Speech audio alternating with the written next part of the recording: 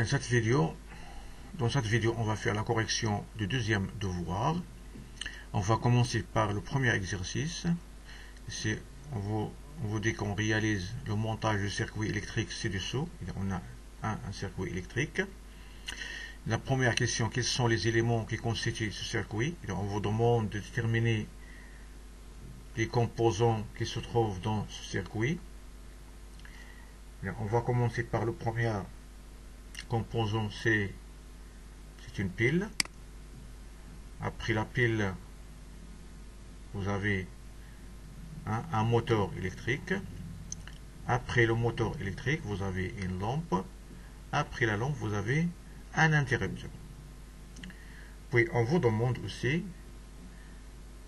de dessiner le schéma électrique de ce montage. Ça, c'est la première réponse. On a une pile, un moteur, une lampe et un interrupteur. Et pour dessiner ça, on va remplacer ces éléments par leur symbole normalisé. Puis les fils avec des traits ou bien des droites. Là, vous avez ici le symbole du générateur ou bien de la pile, le moteur qui se trouve à droite du générateur, et donc il est lié à la borne positive ici. Puis après il y a la lampe. Après la lampe, il y a l'interrupteur qui est fermé. Après l'interrupteur, il y a la borne négative. C'est bien. Maintenant, on vous demande qu'est-ce que se passe maintenant lorsqu'on inverse le branchement de la pile. Ça veut dire on va inverser les pôles. Et on a vu ça dans la leçon. Et lorsqu'on inverse les bornes de la pile, ce qui se passe seulement si le moteur tourne dans le sens inverse. Et on vous dit aussi pourquoi. Parce que le sens de courant qui traverse le moteur sera inversé.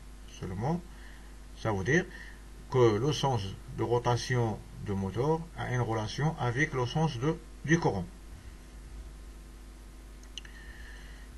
Et on vous demande ici d'indiquer le sens du courant électrique dans les circuits ci-dessous. Vous avez plusieurs circuits ici. Ce qu'on vous demande d'indiquer le sens conventionnel du courant. On avait déjà dans la leçon que le sens conventionnel du courant est représenté par une flèche qui sort de la borne positive du générateur et entre par la borne négative. On va commencer par le premier circuit.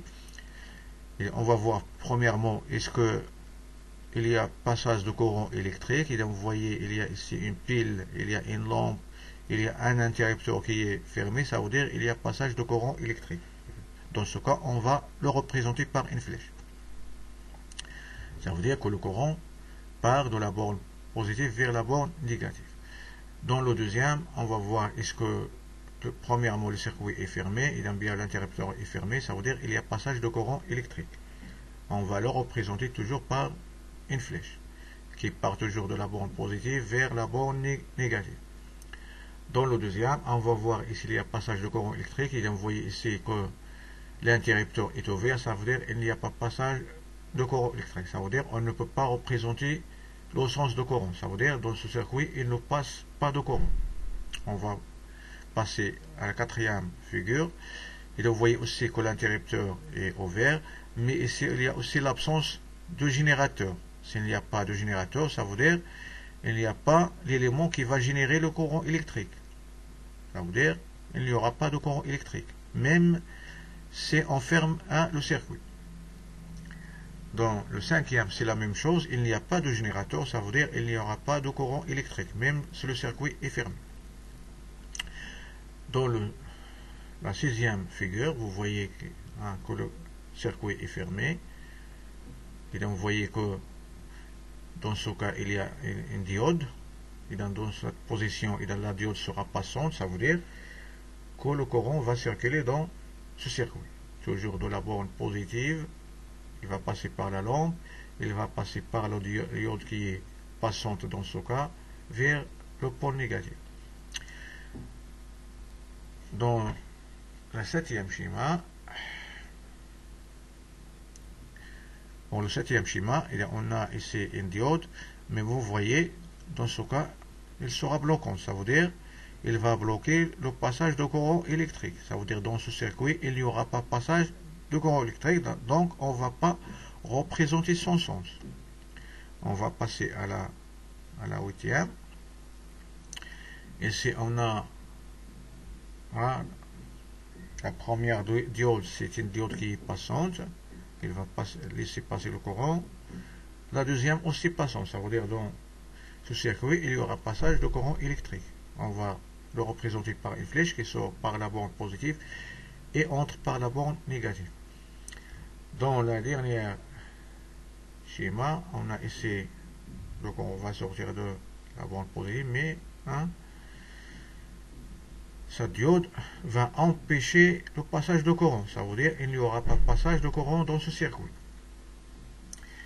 J'espère que vous avez bien compris le sens de courant électrique, comment on le représente dans un circuit. Maintenant, on va passer à la suite. Il y a l'exercice numéro 2. Et on vous demande de répondre par vrai ou faux. On mesure l'intensité de courant électrique par un voltmètre. Et cette phrase, c'est une phrase qui est fausse. Ça veut dire l'intensité de courant électrique, on la mesure avec un ampèremètre. Ce n'est pas avec un voltmètre. Et le voltmètre, on l'utilise pour mesurer la tension. La phrase, c'est une phrase fausse. L'unité de l'intensité électrique est l'ampère. C'est bien. C'est une phrase vraie. L'ampèremètre se branche en parallèle, ça veut dire en dérivation. Et l'ampèremètre mesure l'intensité de courant. Ça veut dire qu'il se branche en série avec les dipôles. Ça veut dire que c'est faux. L'unité de la tension électrique, c'est l'ampère. Ça aussi, l'ampère, c'est l'unité de l'intensité, c'est pas la tension. L'unité de la tension, c'est le volt. Ça veut dire que c'est une phrase qui est fausse. Et on vous demande de compléter les phrases ci-dessous avec les mots qui conviennent dans la liste. On va commencer par la première phrase. On note l'intensité de courant électrique. Et quel est le symbole de l'intensité? Le symbole de l'intensité, c'est la lettre I. Et dans son unité est représentée par la lettre I. Dans son unité, c'est l'ampère. On représente l'ampère par la lettre A majuscule. L'intensité se mesure par un appareil qui s'appelle l'ampèremètre. Ou bien on peut utiliser aussi un multimètre numérique. Cet appareil, l'ampèremètre, se branche en série dans le circuit, ou bien avec les dipôles. On va passer à la deuxième phrase. On note la tension électrique, et la tension se note par la lettre U. Son unité, c'est le volt. On note le volt par la lettre V. Il se mesure avec un voltmètre. Et la tension se mesure avec un voltmètre. On peut utiliser aussi le multimètre numérique, mais en mode voltmètre, qui se branche en dérivation ou bien en parallèle. Et dans le voltmètre, se branche en parallèle, ça veut dire on mesure la tension au bornes d'un dipôle. Et lorsqu'on utilise un voltmètre ou bien un ampèremètre, on commence toujours par le calibre le plus grand, pour ne pas endommager l'appareil. Maintenant, on va passer à la suite. On vous demande ici de mettre la lettre V, ça veut dire vrai, devant l'appareil qui est monté correct, et la lettre F, ça veut dire faux, devant celui qui est monté incorrect. On va commencer par le premier appareil, c'est l'ampèremètre. Il est branché en série avec la lampe, et dans la borne positive est lié à la borne positive du générateur. Cet appareil est monté correctement. On va écrire ici V. Le deuxième, c'est un voltmètre. Il est branché, vous voyez, en série avec le dipôle. La borne négative avec la borne négative, c'est bon. La borne positive avec positive. Mais le problème ici dans le branchement. Le voltmètre se branche en parallèle, c'est pas en série. C'est faux. Maintenant, dans notre troisième schéma, on a ici, on va commencer par à gauche ici, on a ici le symbole de voltmètre. Et dans ce pôle, c'est positif, il est lié au positif, c'est bien, mais il est lié ici en série avec la lampe, ça veut dire c'est faux. on va passer à l'autre, c'est un ampère-mètre. Hein, vous voyez qu'il y a deux fautes, et c'est la borne positive, il est lié avec le négatif, et le négatif avec le positif. C'est la première faute. La deuxième faute, elle est branchée en dérivation, ça veut dire en parallèle, mais l'ampère-mètre se branche en série. Ça veut dire que c'est faux. On va passer à la quatrième figure. C'est un voltmètre qui est branché en parallèle avec la lampe. Son branchement est correct.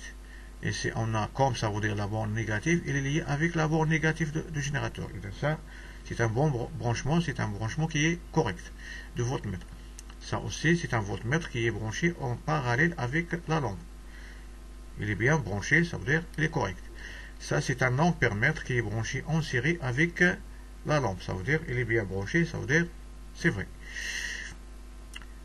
Pour celui-là, il est branché, c'est un ampère-mètre, il est branché en série avec la lampe, c'est bien. Il a la borne négative, il est lié à la borne négative, c'est bon.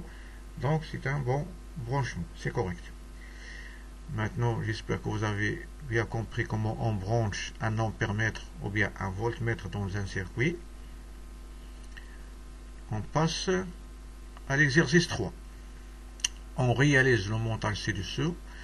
Ça veut dire, on utilise une pile liée à une lampe.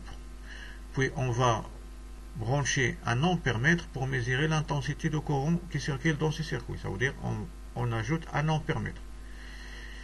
Et un voltmètre pour mesurer la tension électrique au bord de la lampe. Puis un voltmètre pour mesurer la tension électrique au bord de la lampe.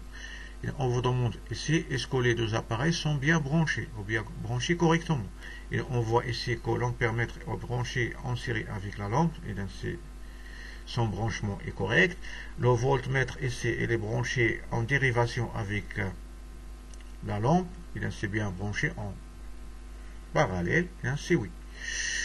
Et on vous demande ici de dessiner le schéma électrique de ce montage. Ça veut dire on va dessiner les éléments en utilisant les symboles. Ici, c'est le symbole de la pile. Ça, ici, à droite, ici, on a l'ampère-mètre.